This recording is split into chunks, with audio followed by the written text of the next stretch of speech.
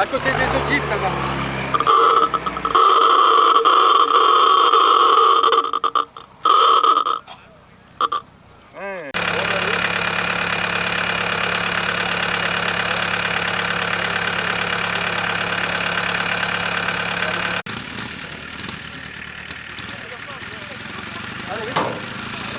Aïe!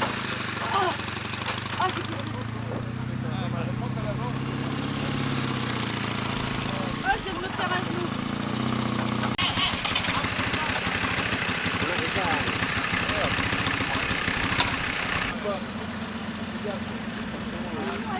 Oh! La Micaouette. Allez Michel, en route.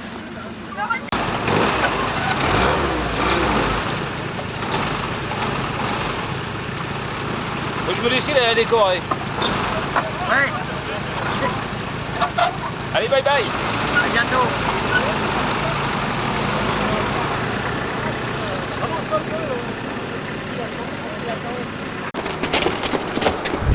Mais pas si vite!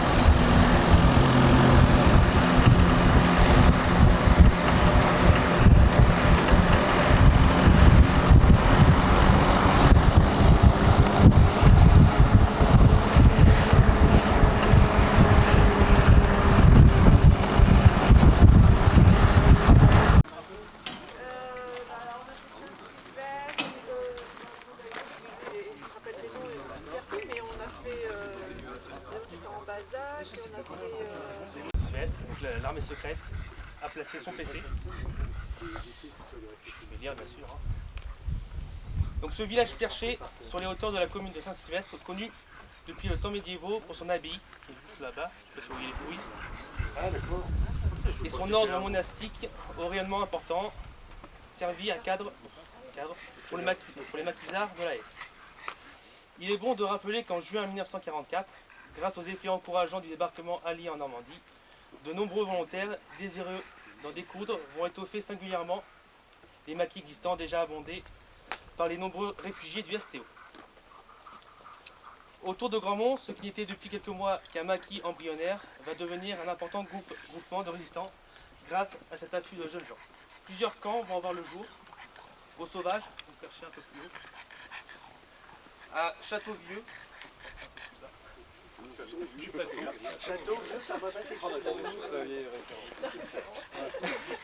et à Bar-Arlette. Donc, comme je vous ai dit, le PC est installé dans ce village. L'armée secrète et la FTPF regroupés à Brugère. Donc Brugère, on devait y passer. Le problème, c'est que la semaine dernière, ça a pris feu. Et il y a une route qui est bloquée. Donc, Ça marche pas bien. on ne peut pas y passer. Hein. Donc ils se partagent ainsi le territoire boisé de la commune de Saint-Sylvestre pour établir leur camp et planifier leur action de résistance et de combat. Les relations entre les deux organisations sont relativement cordiales. Donc je sais pas, quand on est passé tout à l'heure à Saint-Sylvestre, vous avez vu un grand monument. Ouais.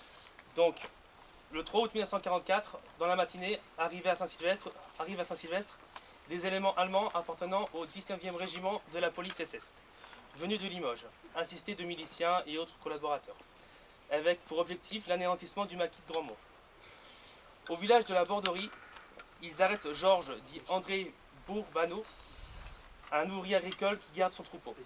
Alerté par leur présence, le responsable de l'armée secrète de Grandmont, le commandant René Olivier, dit Denet, embarque dans sa traction pour une reconnaissance. Le capitaine Paul Simon, l'adjudant Jean Lamarck, ainsi que les volontaires Henri Laplagne et Georges Lemoine. À l'entrée de Saint-Sylvestre, à 10h30, c'est la tragédie. Les Allemands postés là et lourdement armés de mitrailleuses et de mortiers font feu, en direction de la Citroën, ne laissant aucune chance aux occupants.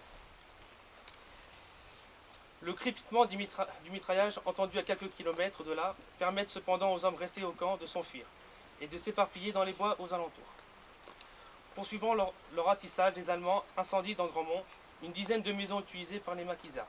Après avoir interrogé et violenté l'ouvrier agricole, Bourbano, les éléments ennemis, sans aucun doute furieux de leur échec, le fusillent, le soir même à la ferme de Barbier.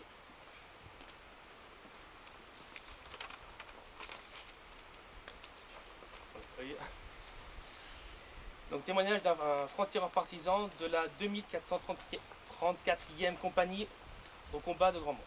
Donc André-Jean Poutaro. Donc le 3 août 1944, il fait partie du groupe de maquisards FTP envoyé en renfort sur les unités de l'armée secrète à Grandmont, aux prises avec les Allemands. Aux abords de Saint-Sylvestre, près de la route de Fanay, ces hommes tombent sur l'ennemi qui poste des soldats tout au long de leur route. Leur présence a été décelée, mais ils n'ont pas été vus. Une mitrailleuse camouflée à une quinzaine de mètres. Tire à l'aveugle dans la végétation. André Poutaro reste au sol, immobile, un bon moment, parmi les fougères, tout près d'un Allemand.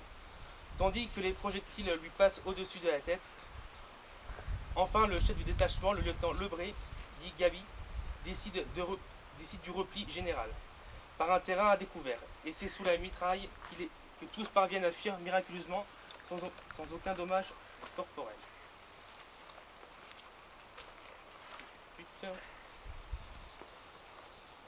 Donc voilà, donc vu que tout le monde s'est échappé, à droite, à gauche, le 5 août 1944, ce jour-là, au village de la Brandouille, commune de Saint-Pardoux, un groupe de maquisards ayant quitté précipitamment le camp de Grandmont 2 jours auparavant pour se replier vers d'autres sites plus sûrs.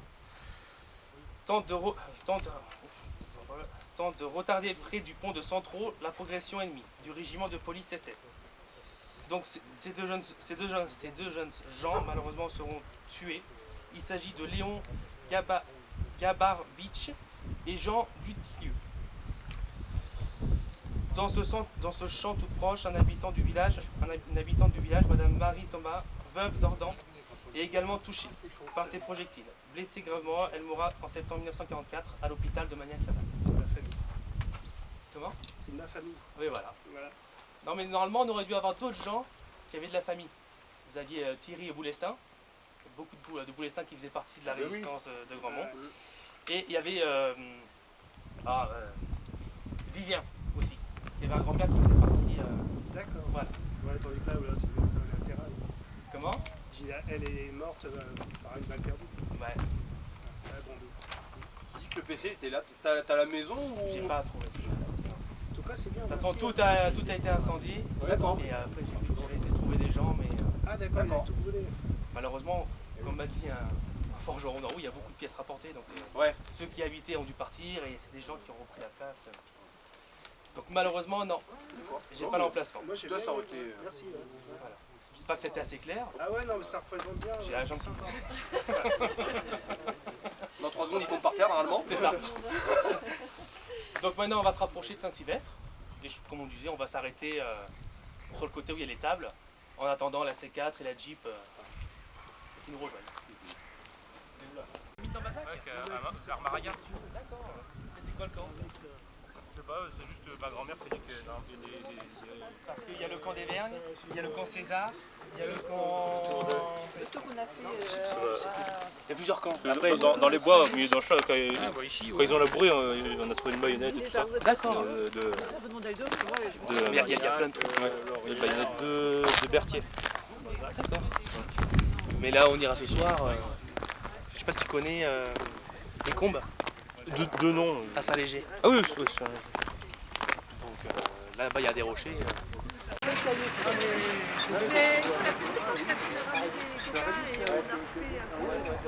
Parce que là, d'ici, on va repartir sur Saint-Sylvestre.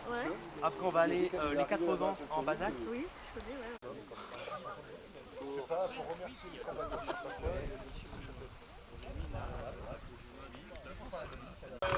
En 40 minutes de route. Donc il y a des lieux où on va pas s'arrêter parce que soit c'est à sens unique et après ça fait un détour de 50 km, soit c'est en plein milieu d'une départementale. Donc je vous explique maintenant où on va passer. On passera devant et puis on fera des signes pour montrer. Donc déjà on va passer par le petit village des Vergnes. Donc le 4 juillet 1944, des miliciens endossent des vêtements disparates ornés de l'ensemble national afin de se faire passer pour des maquisards auprès des hommes de la 2404e compagnie de francs-tireurs partisans au camp des Vergnes, sur la commune d'Ambazac. Le volontaire Orlando Fabri, d'origine italienne, monte la garde, surpris par leurs arrivées. Il sera tué à la venue des miliciens. Au cours de l'échange de tirs qui suit, Marcel Delhomme, autre combattant du maquis, est tué. Au total, 3 miliciens ont pu être abattus. Voilà. Donc ensuite, on va suivre la débâcle de la milice de Limoges. Donc il part de Limoges jusqu'à la Jonchère, et à la Jonchère, ils n'en pouvaient plus, ils ont fait un détour. Donc, à la suite de la dissolution de la milice prononcée le 9 août 1944 par le gouvernement provisoire de la République française, son chef, Joseph Darnan, ordonne son repli le 15 août par crainte de représailles inévitables de la population. Le 16 août, ce ne sont pas moins de 95 véhicules représentant une file continue de près d'1 kilomètre qui prennent la route du Nord, avec à leur bord les miliciens de la région accompagnés de leurs familles, épouses et enfants. Cette fuite ne va pas être des plus aisées. En effet, de multiples accrochages émanant du maquis vont considérablement gêner la progression du convoi et occasionner des pertes sévères aux miliciens, notamment dans la région des monts d'Ambazac. Donc, l'acte premier. Après 2 premiers accrochages dans l'actuelle avenue du Général Leclerc à Limoges et à Grosseray, les fuyards tombent sur une embuscade au pont de Davalas, sur la route départementale 914, à la sortie de Riac-Rancon. Cette action de combat cette action de combat est l'œuvre d'un groupe de maquisards FFI de la 2404e compagnie des francs-tireurs partisans du commandant Pignien.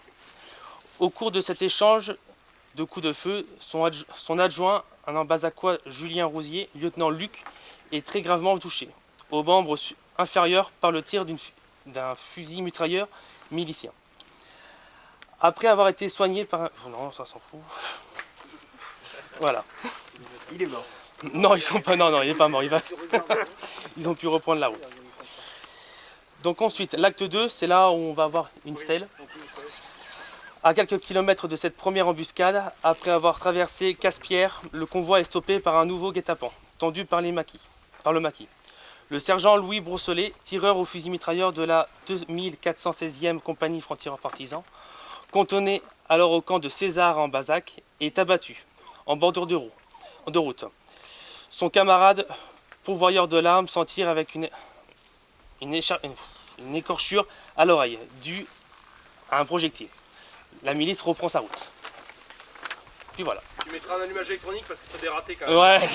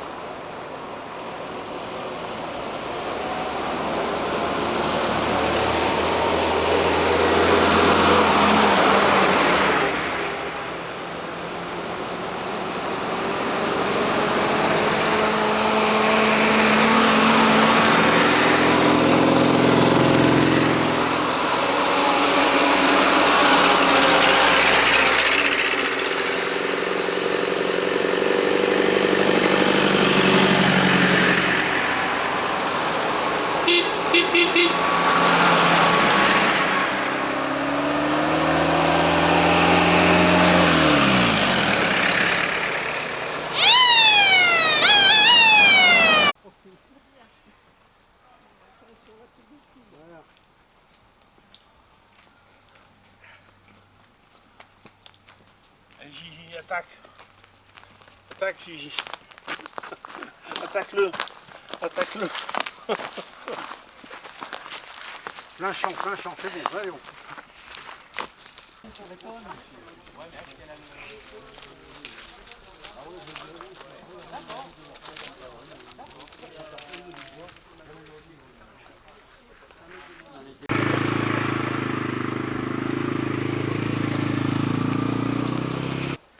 Avant de parler de la chapelle, on va parler déjà d'Ambazac, pendant l'occupation. Donc, le 4 août 1944, donc le lendemain de l'attaque de Grandmont, dans la matinée, les Allemands encerclent le bourg d'Ambazac, rassemblant les hommes et procèdent à des fouilles. Dans une correspondance adressée le 16 octobre 1944 à son frère, Henri Joannet, propriétaire des Galeries Limousines, on passera devant tout à l'heure, à Ambazac, rapporte les faits dont il est témoin. Cette lettre permet d'en faire la synthèse ci-après. Le 4 août 1944, vers 10h, des Allemands arrivent à Ambazac et encerclent le bourg. Des rafales de mitraillettes sont tirées de tous côtés par les Allemands durant une heure sans faire miraculeusement de victimes. Puis les soldats prennent des otages. Henri Joannet quitte son bazar pour se rendre chez lui, où il constate que dans sa cour, 8 personnes sont alignées contre le mur. Henri Joannet est alors longuement interrogé par les Allemands sur ses locataires. Puis, un gradé ordonne d'amener les otages à la mairie. Sur la place de la mairie, tous les hommes de 18 et 60 ans sont rassemblés. Les 7 otages pris chez Henri Joannet sont gardés à part par des soldats armés.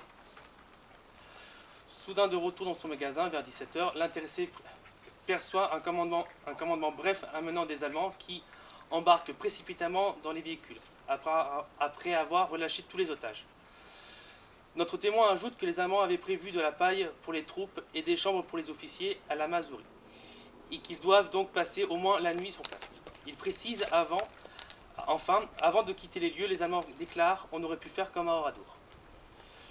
Donc après, malheureusement, on ne sait pas quel a été cet ordre venu des Allemands. Est-ce qu'ils avaient reçu... Mais c'était sur la liste, de toute façon, à cramer ici, à Ambazac. Comment ? C'était sur la liste, comme au Radour.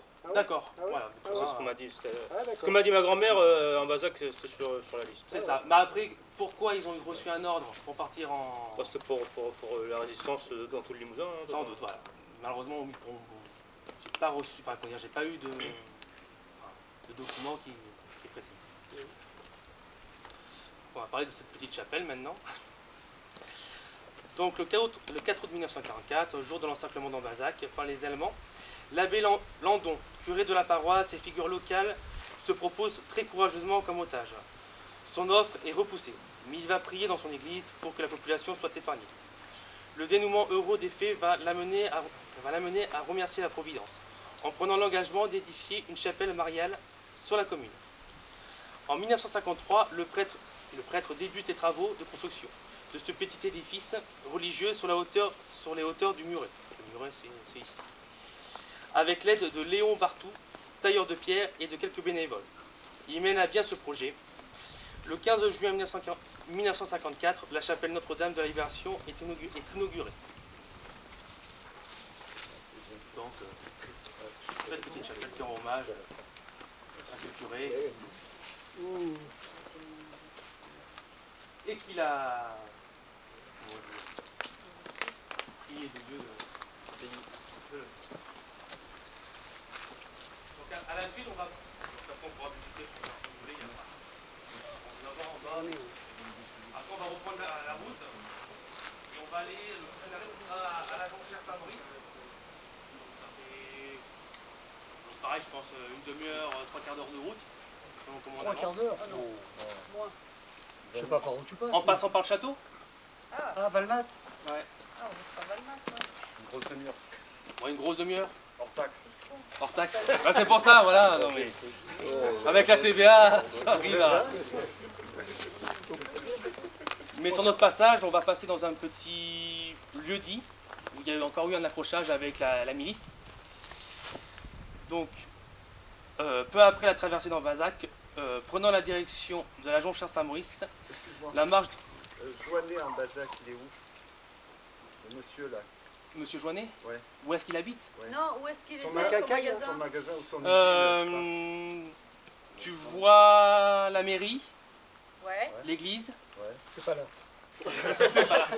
Normalement, il y a le carrefour. T'as l'église là du carrefour. Enfin, Voilà, mais l'église. normalement, c'est ce qui fait l'angle.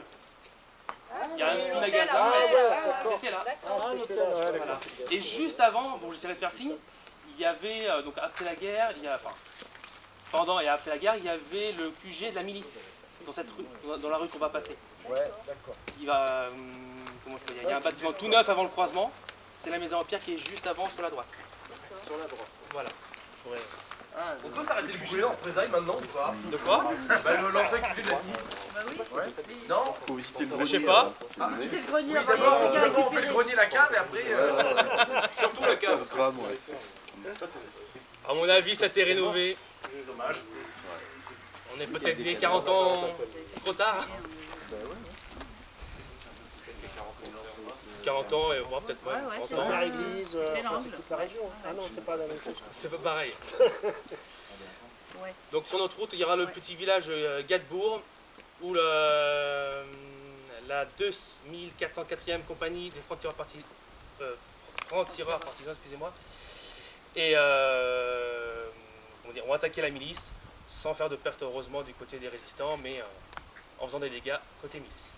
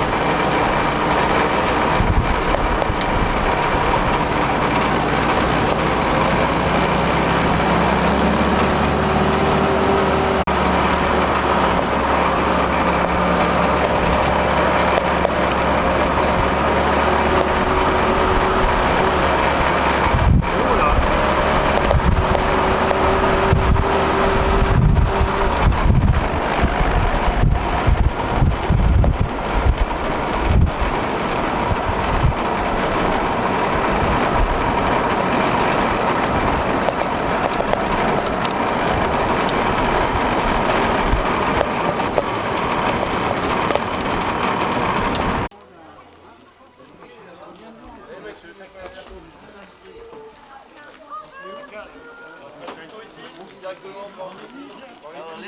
grands, voilà les grands. Attention, les gars,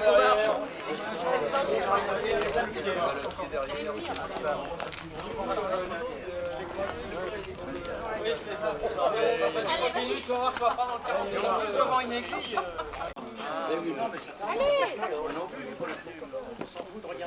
Pardon.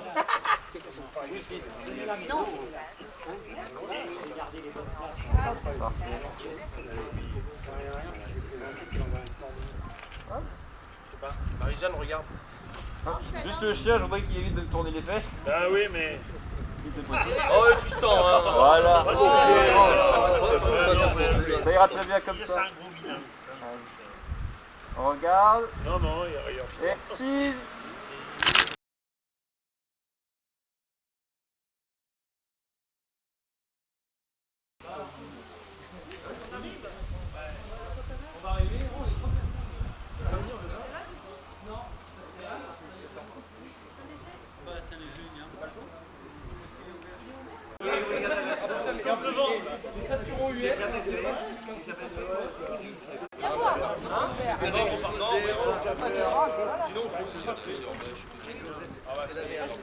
Au pire, ça leur fait une bonne surprise. Oui, voilà, moi je suis d'accord avec Adam. Là, on va rester dans les comptes. Là, on va On a de la guerre.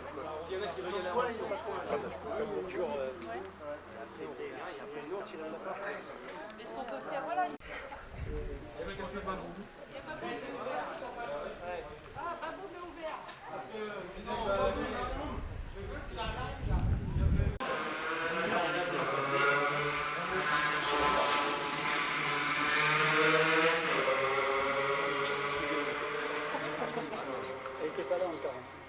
Non. Bah si, il y en avait, mais bon. C'est pas les mêmes. C'est pas les mêmes. Donc le 5 juillet au soir, un détachement armé composé de miliciens et d'Allemands du 19e régiment de police SS fait éruption à la Jonchère. Cette opération est menée dans le cadre de représailles, un investissement par les maquisards anti-partisans de la localité de Magnac-Laval, où la caserne hôpital a été libérée de l'armée allemande. Des notables et autres personnes considérées comme collaborant activement avec l'ennemi ont été arrêtés et exécutés. Des exécutions ont eu lieu, la garnison a dû déposer les armes. Conformément à leur modus opérationnel trop bien rodé, les Allemands et les miliciens cernent le bourg jonchérois et procèdent à des vérifications d'identité. Quatre jeunes hommes âgés de 18 à 20 ans sont désignés. Ils sont retenus comme otages. De la Jonchère, les 4 jeunes sont conduits à Saint-Sulpice-Laurière, où ils sont gardés jusqu'au 8 juillet 1944 avant d'être transportés à Magnac-Laval et d'autres otages. Donc, vu qu'on n'ira pas à Saint-Sulpice-Laurière, je vous dirai un peu l'histoire de là-bas au combat, au niveau du map. Donc on revient sur la débâcle des miliciens, donc on revient au mois d'août.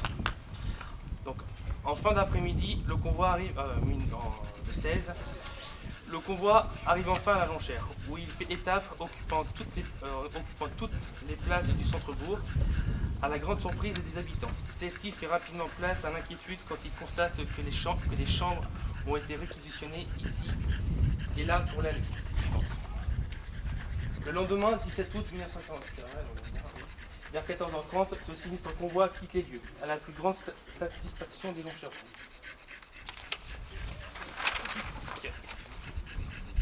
Pourtant, celle-ci va être de courte durée jusqu'à la fin d'après-midi.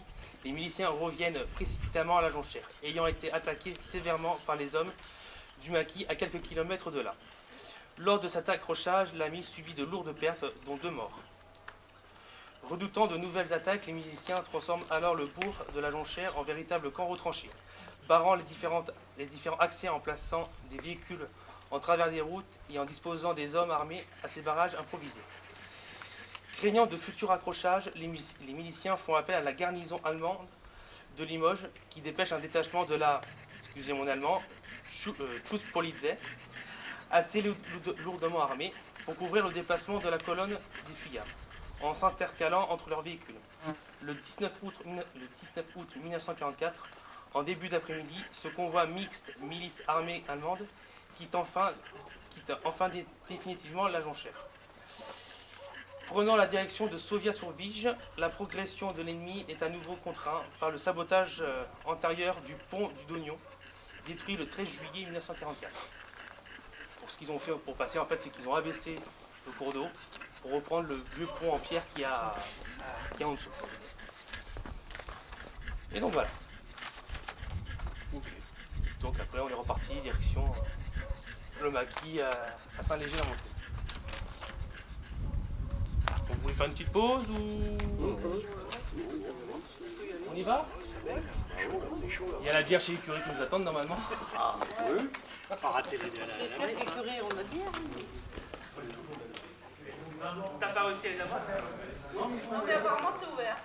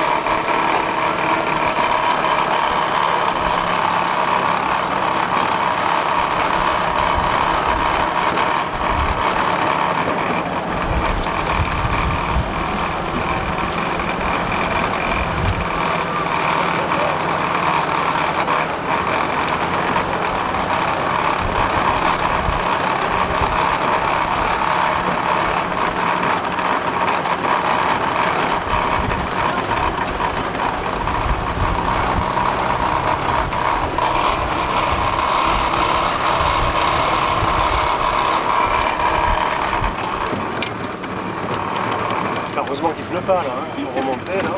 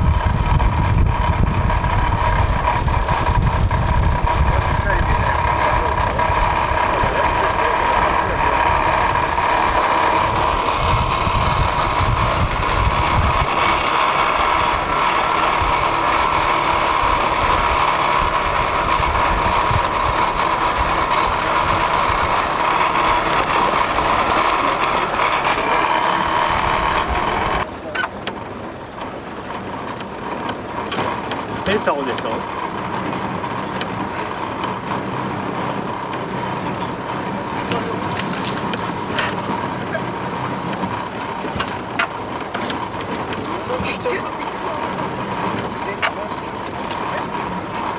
Je tombe la veste.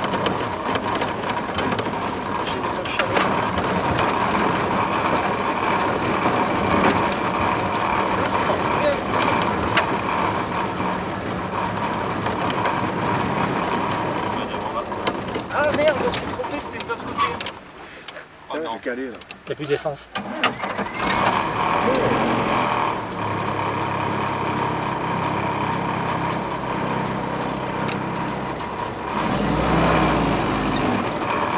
que là, il y a un pré là. Ah, regarde les pierres au milieu, ça c'est pas bon ça. Ouais.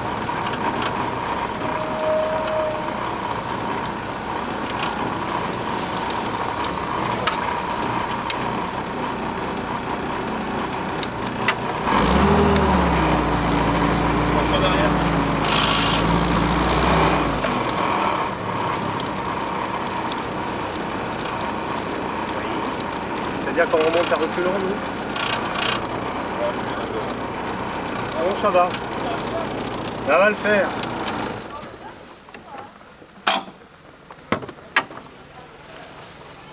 Allez. Ouais, comme tu dis. On va te demander à ceux qui sont derrière, ils ont pissé dans leur froc. C'est sport, hein. Bon. C'est là qu'on s'arrête? Un peu plus loin, après. Oui, je sais que c'est plus loin. Ah merci, excuse-moi. Ça n'a pas sonné. On a vu une voiture en train d'un tiens, il y en a un qui s'est mis dans le tas. Qui s'est mis au jour. Là, Il est pas venu, la bah, la BM, je sais pas par contre.